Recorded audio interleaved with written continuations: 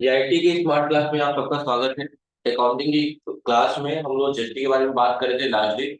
और आज हम लोग सप्लाई के बारे में बात करेंगे, फिर बात करेंगे कितने टाइप्स के जीएसटी वगैरह होते हैं और जो अपनी साइड में यूज होते हैं उन्हीं की बात करेंगे। ठीक है, बाकी से हमें मतलब नहीं है, लेकिन जानेंगे उनके बारे में। ठीक है। तो कल डुअल जीएसटी मॉडल बताया था मैंने, इसमें स्टेट गवर्नमेंट और सेंट्रल गवर्नमेंट की बात हुई थी। ठीक है। सप्लाई क्या है, सुनिएगा। जीएसटी में सप्लाई शब्द का प्रयोग बहुत व्यापक है। सप्लाई के दो तरीके से मतलब उसको दो तरीके से समझा जा सकता है। एक तो सप्लाई ऑफ गुड्स और एक सप्लाई ऑफ सर्विस। जैसे कल मैंने बताया वो कल आ जाएगा। ये दो टाइप की सप्लाई होती है, एक तो सर्विस लोग देते हैं और एक सामान देते हैं। एक शायद बता दिया था ये वाला। टाइप्स ऑफ सप्लाई में दो सप्लाई की बात हो रही है, एक है इंट्रा इंट्रा स्टेट सप्लाई और एक है इंटर स्टेट सप्लाई। समझिएगा, इंट्रा स्टेट सप्लाई है और दूसरा है इंटर स्टेट सप्लाई। इसका मतलब क्या है सुनिएगा। हमने कल तीन क्लास में बताया था बोर्ड पे कि आप परचेज करेंगे या सेल्स करेंगे, जो भी जीएसटी देते हैं उसका नाम नहीं बदलने वाला। जीएसटी एसएसटी देंगे तो जीएसटी एसएसटी ही लेंगे, जो भी है जैसा होगा आपका। और आईजीएसटी जानते ही हैं आप लोग। सुन लीजिए मेरी बात ध्यान से। जब भी अगर सबसे इंपॉर्टेंट मैटर यही करता है कि हमारा बिजनेस कहाँ का है। अगर हमारा बिजनेस लेट एज्यूम हम रहने वाले कहाँ के हैं, यूपी के, लेकिन हमारा बिजनेस दिल्ली में, क्या है, दिल्ली। तो आपका मैटर आप कहाँ से बिलोंग करते हैं वो मैटर नहीं करता है, आपका बिजनेस कहाँ है ये मैटर, आपका बिजनेस कहाँ है ये मैटर करता है। यानी अगर आपका बिजनेस दिल्ली में है और दिल्ली से ही कोई चीजें परचेज या सेल्स करते हैं तो हम उसको बोलते हैं क्या, इंट्रा। क्या बोलते हैं, इंट्रा है।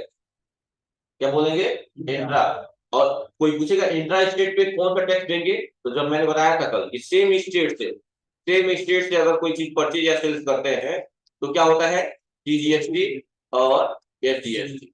बात क्लियर है। लेकिन अदर स्टेट से कोई चीज परचेज या सेल्स करते हैं, क्या देते हैं, आईजीएसटी। क्या देते हैं, आईजीएसटी। बात क्लियर है ना। ठीक है, दिमाग में रखिएगा। ठीक है। तो इंटर स्टेट उसको कहा जाता है, इंट्रा स्टेट उसको कहा जाता है जब हम कोई भी चीज परचेज या सेल्स कर रहे हैं सेम स्टेट से। किससे, सेम स्टेट से कोई चीज कर रहा है तो उसे हम क्या बोलते हैं, इंट्रा स्टेट बोलते हैं। क्या बोलते हैं, इंट्रा स्टेट बोलते हैं। और अदर स्टेट से कोई चीज करते हैं तो उसे बोलते हैं इंटर स्टेट। क्या बोलते हैं, बात क्लियर हो रही है मैं क्या कह रहा हूँ। जब भी कोई चीज सेम स्टेट से परचेज या सेल्स कर रहा है तो उसे बोलते हैं इंट्रा स्टेट। और जब भी हम अदर स्टेट से कोई चीज परचेज करते हैं तो उसे बोलते हैं इंटर स्टेट। और मैंने ये बात कहा कि ये मैटर नहीं करता है कि आप कहां से बिलोंग करते हैं, मैटर ये करता है कि आपका बिजनेस कहां से बिलोंग करता है। अच्छा मान लीजिए आपका बिजनेस उत्तर प्रदेश में है। अगर उत्तर प्रदेश से ही कोई चीज परचेज या सेल्स करते हैं तो कौन सा टैक्स देंगे, पहले क्या कहेंगे उसे, इंटर स्टेट की intra state, intra state. Very good. कौन सा टैक्स उस पर जीएसटी देंगे, जीएसटी और आईजीएसटी। अच्छा ठीक है। अगर मान लीजिए बिजनेस आपका उत्तर प्रदेश में ही है और आप कोई चीज बिहार से परचेज कर रहे हैं तो उसपे कौन सा टैक्स देंगे, आईजीएसटी देंगे। उसे क्या बोलेंगे, इंटर इंट्रा। बात क्लियर हो गया ना। ये दिमाग में रखे रहिएगा कि इंट्रा क्या है और इंटर क्या है। लोकल सप्लाई का मतलब यही कह रहा है, लोकल सप्लाई का मतलब कि अपने स्टेट से। लोकल सप्लाई का मतलब जैसे नहीं ब्रैकेट में लिखा हुआ है, इंट्रा के बगल में लिखा हुआ है लोकल सप्लाई, इसका मतलब क्या कि अपने ही स्टेट से। और जो इंटर लिखा हुआ है इसका कोई वो नहीं लिखा हुआ है, लेकिन दिमाग में रखेंगे कि अदर स्टेट की बात कर रहे हैं। ठीक है, बात क्लियर है। अच्छा, आपका बिजनेस बिहार में है, आपका बिजनेस कहाँ है, बिहार में। अगर बिहार से ही कोई चीज परचेज करते हैं तो क्या इंटर स्टेट इंट्रा स्टेट। अच्छा, बिहार में आपका बिजनेस है, आप उत्तर प्रदेश से कोई चीज परचेज कर रहे हैं तो इंटर स्टेट। क्या बोलेंगे, इंटर स्टेट। इसमें आपको सर जीएसटी लगेगा तो बात क्लियर है। ठीक है, दिमाग में रखिएगा यही बात। हाँ, तो आईजीएसटी वो तो स्टेट नहीं, वो तो देश ही बदल गया, उसका अलग जीएसटी लगेगा, उसका अलग ही लेवल है। हाँ, अगर हम उत्तर प्रदेश से हाँ, हम दिल्ली ले जा रहे हैं सर, हाँ, कोई क्या ले जाओ, दुकान परचेज करने, हाँ, वहां पे बेच रहे हैं दिल्ली में तो बस समझे नहीं है, खड़े रहो कहीं के बोल। सर इस साइड रही, हाँ बोलो। उत्तर प्रदेश में है सर। ठीक है, बढ़िया, हाँ बढ़िया। दिल्ली में सामान बेचने के लिए हम्म, यहाँ से, सर वहां पे कौन सा जीएसटी लगेगा? आईजीएसटी। इसमें सोच नहीं क्या, ट्रैफिक है ना, यू हाँ, में है ना, कहाँ, दिल्ली में।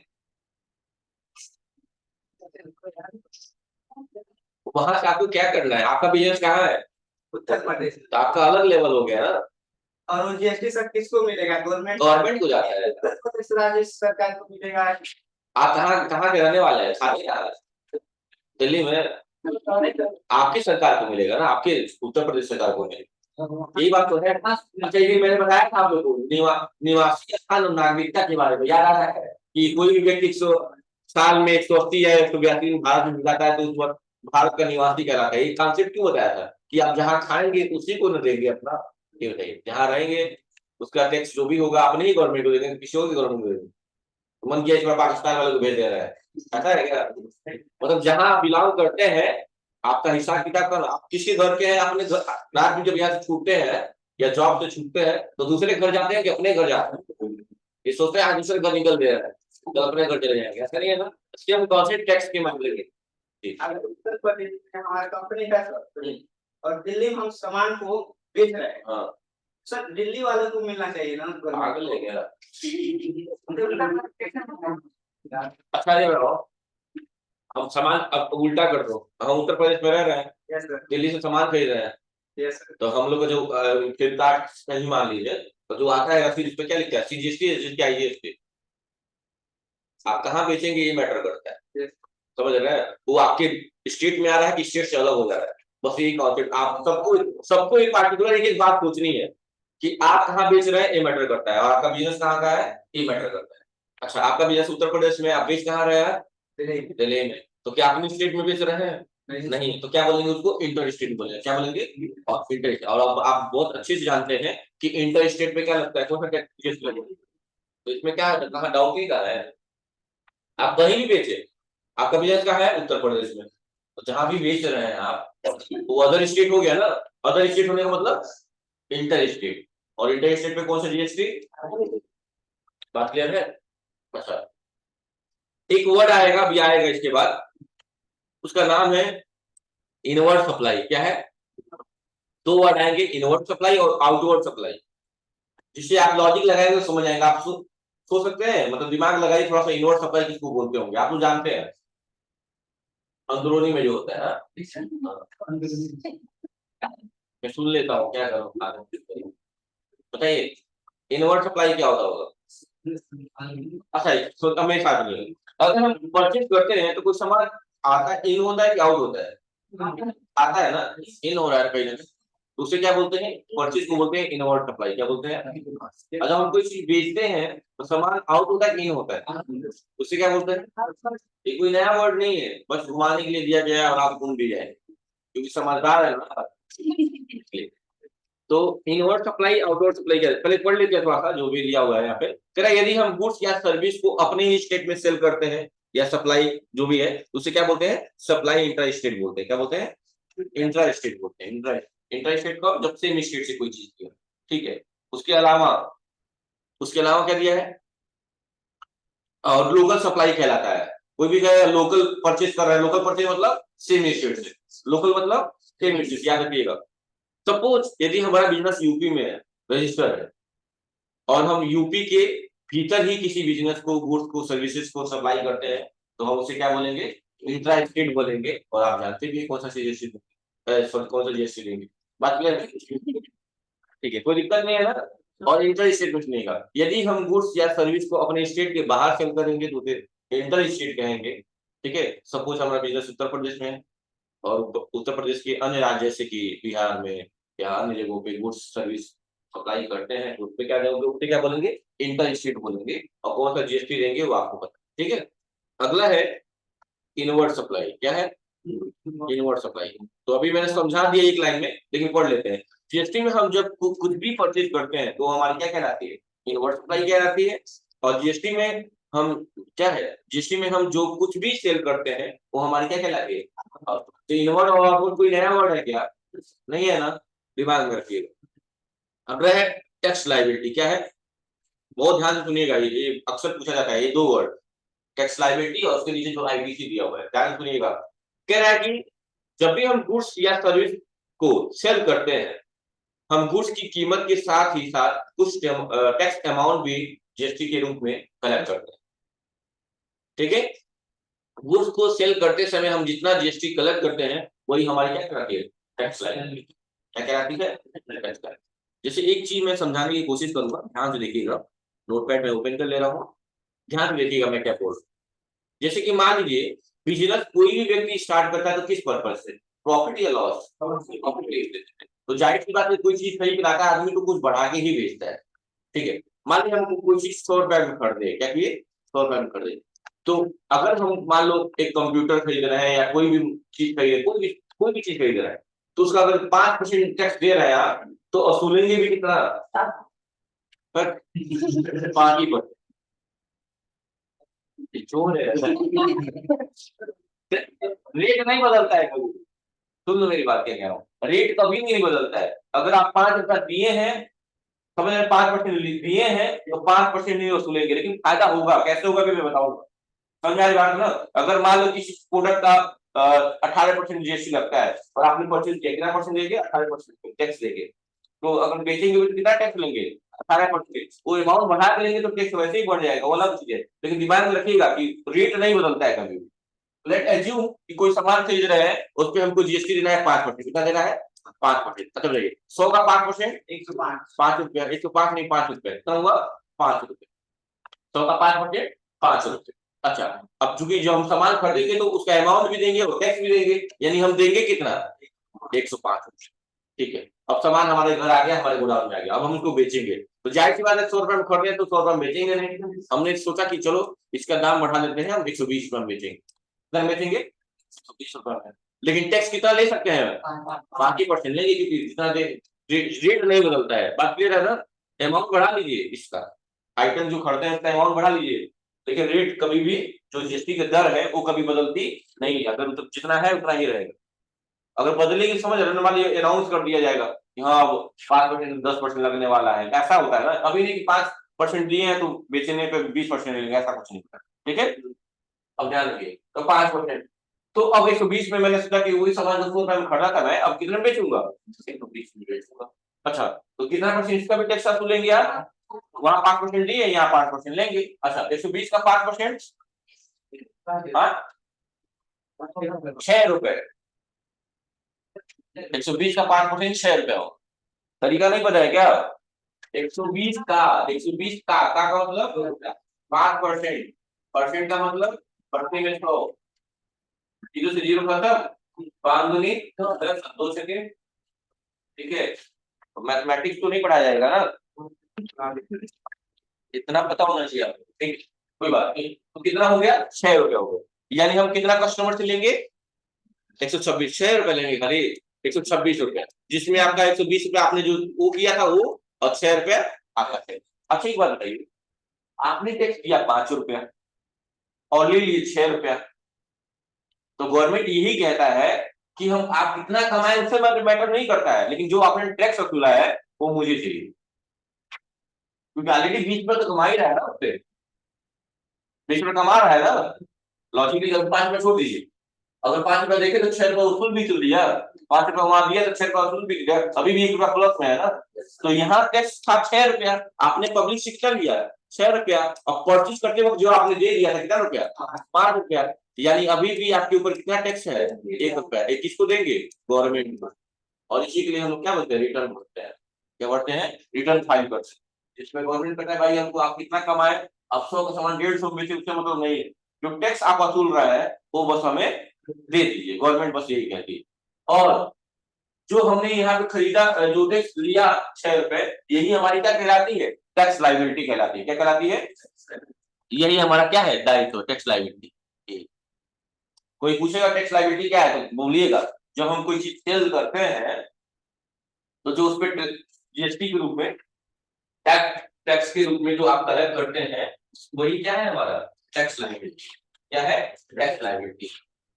अभी अगला वर्ड आएगा आईटीसी, जिसका फुल फॉर्म होता है इनपुट टैक्स क्रेडिट। क्या होता है, इनपुट टैक्स क्रेडिट, अभी आएगा, ये नहीं साहब, उसका मतलब क्या है समझिएगा ध्यान से।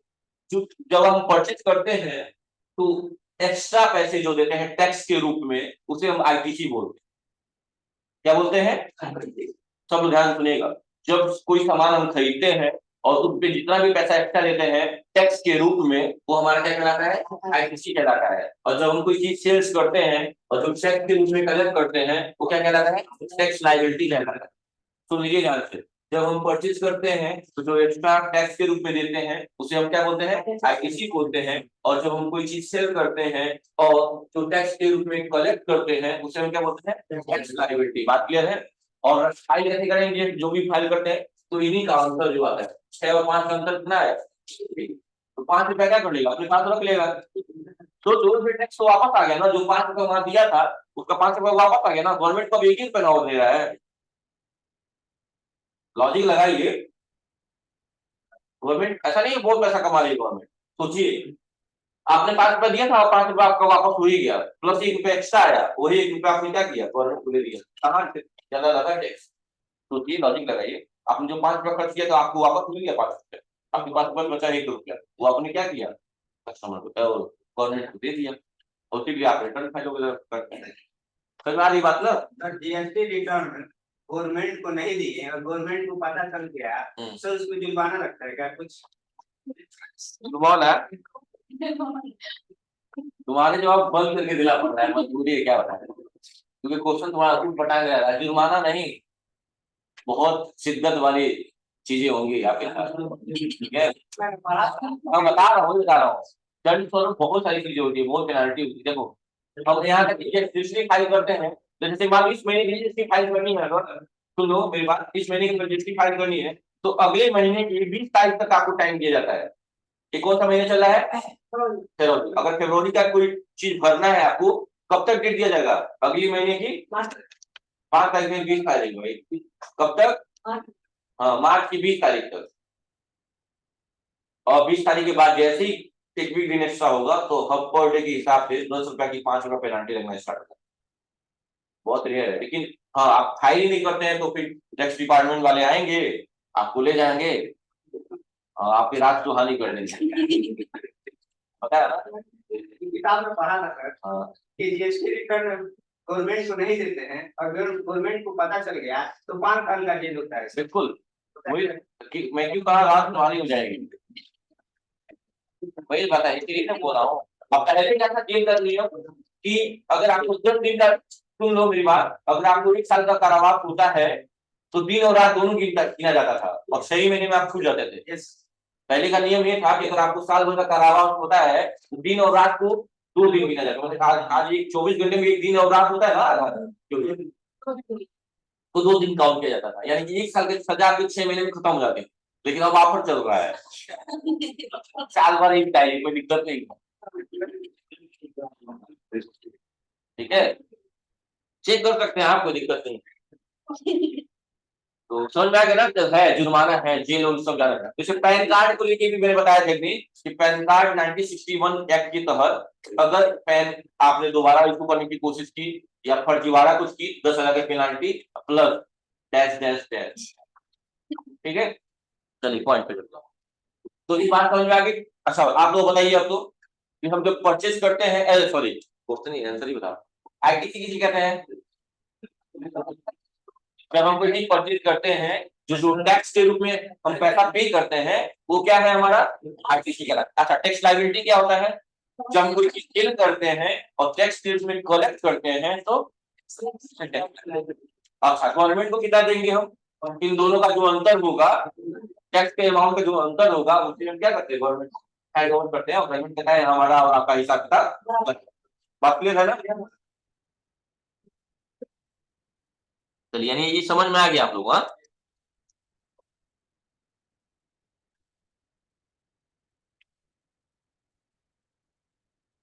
ठीक है। तो अगला ये समझ में आ रहा है, वही नीचे दिया हुआ है, जब हम किसी गुड्स को या सर्विस को सप्लाई यानी सेल करते हैं, गुड्स की कीमत के साथ कुछ टैक्स अमाउंट भी कलेक्ट करते हैं।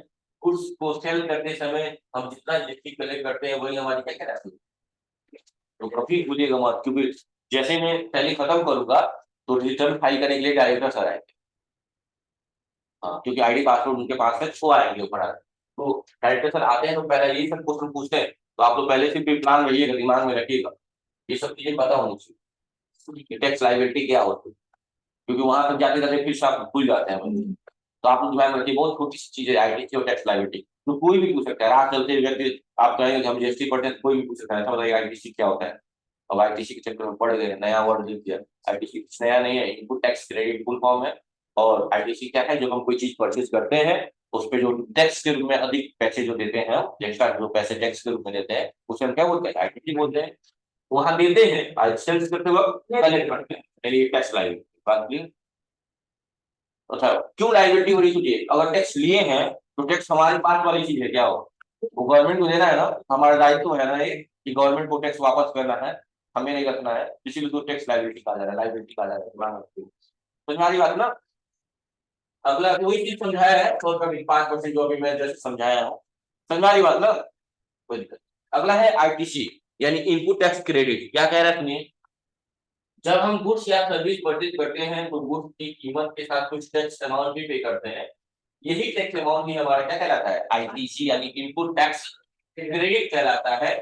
सपोज यदि हमने एक गुड्स सप्लायर को परचेज किया जैसे 100 रुपए कीमत की, अभी जैसे मैंने दोनों समझाया कि 5% टैक्स वसूले, 100 रुपए 100% टैक्स दिए, जो भी था सब देखिए ना आप लोग, दोनों समझ में आ रही बात ना, वही चीज यहाँ समझ आती है, वही सेम चीज। 100 रुपया है, 5 रुपए ले लिए, दिए 5, ठीक है, 5% तो 5 रुपए ना। कोई भी संख्या अपने आप में 100% होती है, याद रखिएगा, ठीक है। अगला स्ट्रक्चर कैसा है जीएसटी का, देख लीजिए, ये 3 चीजें।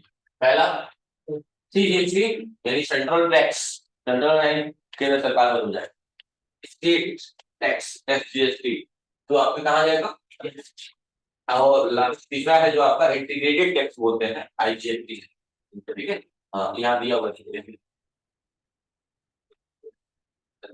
सामने में क्या दिया है कि अगर इंट्रा स्टेट है तो दोनों लगेंगे साथ में, यहाँ भी वही था, इंट्रा स्टेट में दोनों साथ में लगेंगे, लेकिन अदर स्टेट में क्या मिलेगा, ट्रांजेक्शन के हिसाब से किया जाए, ठीक है।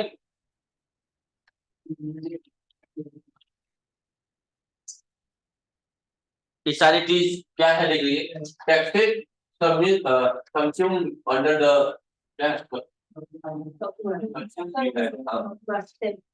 सक्षम बोलते हैं, अंडर द जीएसटी, जीएसटी में टैक्स को शामिल किया है, मतलब उसके अंडर में आते हैं सारी चीजें, ठीक है। क्या क्या है देख लीजिएगा, सेंट्रल टैक्स में एक्साइज ड्यूटी का, एडिशनल एक्साइज ड्यूटी है, सर्विस टैक्स, सरचार्ज, सेट सर्वे में बताया भी था कि सब एजुकेशन में लगता है, सेट वगैरह, ठीक है। हाँ, वैट पहले से ही पता ही है आप लोगों को, वैट पहले चलता था, परचेज टैक्स है, एंटिटी है, लग्जरी टैक्स है, सरचार्ज है, सिस्टम में लगेगा, चाहे स्टेट देंगे, सेंट्रल देंगे, स्टेट देंगे और इंटीग्रेटेड देंगे, जो भी है। इंटीग्रेटेड में क्या टैक्स दिए हैं, फिर एडिशनल वगैरह जो भी है, सेंट्रल स्टेट टैक्स है, पहला लेवल पे दिया हुआ है, जब क्वेश्चन करेंगे तो ज्यादा बेहतर समझ में आएगा, ठीक है। सबसे पहले हमें जीएसटी में अगर बिजनेस स्टार्ट करना है तो सबसे पहले हमें जीएसटी में रजिस्ट्रेशन कराना होता है, क्या कराना होता है, जीएसटी में रजिस्ट्रेशन कराना होता है। और तब वो हमें एक, यहाँ 3 नंबर नहीं, वहां पे नंबर की बात होती है, यहाँ 3 नंबर भी दिया हुआ है, 3 नंबर होता है टैक्स आइडेंटिफिकेशन नंबर, ठीक है। असाइन किया जाता है, 3 मिलता है आपको, 3 नंबर, 3 नंबर बनता किसका है, आपके पैन नंबर होता है ना, परमानेंट अकाउंट नंबर, याद है ना, उसी पैन से ही आपकी जीएसटी का नंबर होता है, रजिस्ट्रेशन होता है। जब भी आप बिजनेस के अगर मालिक है, ऑनर है, तो आपका रजिस्ट्रेशन होगा जीएसटी में, तो आपका पैन नंबर ही होता है स्टार्टिंग में।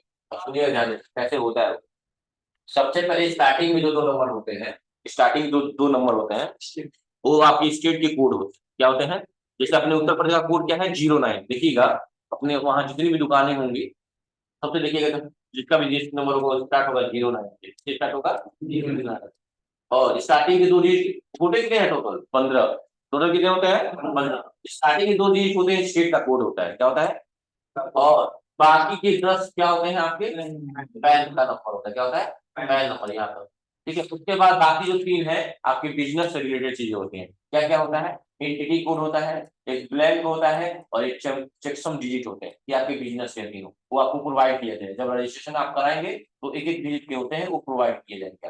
बात क्लियर है ना, कितने अंक का होता है जीएसटी नंबर, 15 का। स्टार्टिंग में 2 अक्षर क्या होते हैं, डिस्ट्रिक्ट के कोड, जैसे बिहार का 01 है, अपने साइड का 01 है, दिल्ली का 07 है, सबका ऐसे कोड किया गया, क्यों किया गया, ताकि हर, तभी तो हम जस्टिफाई कर पाएंगे, जीएसटी नंबर देख के नहीं जान पाते हैं कि लोकल होगा कि इंटर स्टेट होगा, इंटर स्टेट है कि इंटर स्टेट है, जीएसटी देख के नहीं पता करेंगे, कई बार ऐसा होता है कि जीएसटी देख के एड्रेस देख के पता चल जाता है। यानी कि जब हम कंपनी में काम करेंगे तो बड़ा मैटर करेगा ये चीज, ये ध्यान देंगे कि जो भी हम चीजें परचेज या सेल कर रहे हैं वो पार्टी रहने वाली कहाँ की, क्या अपने स्टेट की बिलोंग करती है या अदर स्टेट से, ठीक है। ये सारी चीजें मैटर करती है। फिर उसके बाद पैन नंबर आपका होगा ही होगा, और लास्ट में आपकी दो तीन चीजें क्या क्या है, याद रख दीजिएगा, ये पूछा जाता है अक्सर। तो बोलेंगे आप लोग स्टार्टिंग की जो 2 डिजिट होगा स्टेट का कोड होते हैं, बाकी 10 पैन नंबर हो गए, लास्ट के 3 डिजिट क्या क्या होगा, एंटिटी कोड होगा, ब्लैंक होगा और चेक जो बिजनेस सर्टिफिकेट होता है, ठीक है। बात क्लियर है। तो यही है आपका, और किससे बनता है जीएसटी नंबर, इसमें रजिस्ट्रेशन कराते हैं जब जीएसटी में, तो इससे बनता है यूडी पैन। यानी कि अगर कोई जीएसटी नंबर लिखा हुआ है किसी का, और कोई कहा जाए कि इसमें पैन नंबर बताइए, तो क्या करेगा, स्टार्टिंग के 2 हटा दीजिएगा और कितना काउंट कर लीजिएगा, तुरंत काउंट करिएगा, तुरंत आप किसी के जीएसटी से अपना उसका पैन नंबर निकाल सकते हैं। ये भी एक ट्रिक है, इंटरव्यू वगैरह में पूछा जाता है कि जीएसटी नंबर है, चलिए बताइए इसमें उनका पैन नंबर क्या है, तो आप लगेंगे सोचने, अरे भाई 15 अंक में 10 अंक हो जाएगा, तो कहीं से स्टार्ट कर देंगे आप, अगर 09 से काउंट कर दे, स्टार्टिंग का 10 था, तो नहीं, दिमाग रखिए 2 निकालिए स्टार्टिंग के, फिर काउंट करिए, और जो बचा बात क्लियर है ना। Yes sir. कोई दिक्कत, बहुत अच्छी। तो यही सारी चीजें थी, और जब जैसे जीएसटी खत्म हो जाती है तो इसमें कुछ टर्म दिए हुए हैं, उनको समझाने के बाद आपको आगे स्टार्ट किया जाएगा, और फिर हम चलेंगे सिस्टम पे, सिस्टम फिक्स कर लिया जाएगा कि सिस्टम में बैठना है, क्या करना है। मैं सोच रहा हूँ एक दिन टेस्ट ले लूं पुरानी चीजों का, जो क्वेश्चन आ रहे थे, क्या बोलते हैं, कल कहते हैं, कभी भी ले लूं, पता नहीं लूंगा, पता चले गायब नहीं हो सकता, कभी भी हो सकता है, सरप्राइज चीज दिखा दे में।